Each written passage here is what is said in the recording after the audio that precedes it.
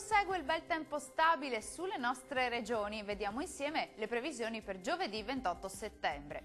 Sul Veneto tempo asciutto e con ampio soleggiamento, una maggiore nuvolosità è attesa sui settori alpini, sulle alte pianure e sulle aree occidentali, ma senza altre conseguenze.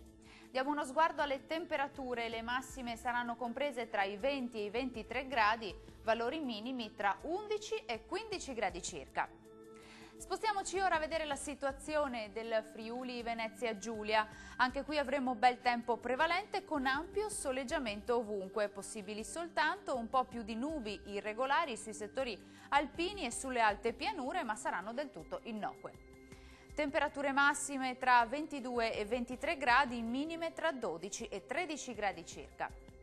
E concludiamo con uno sguardo alla situazione del Trentino Alto Adige. Il tempo sulla nostra regione continua ad essere stabile e soleggiato, anche se va evidenziata una parziale nuvolosità.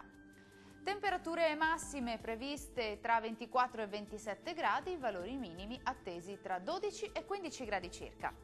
Il mare sarà generalmente poco mosso, i venti moderati nord-orientali. Per ora dal meteo è tutto, arrivederci.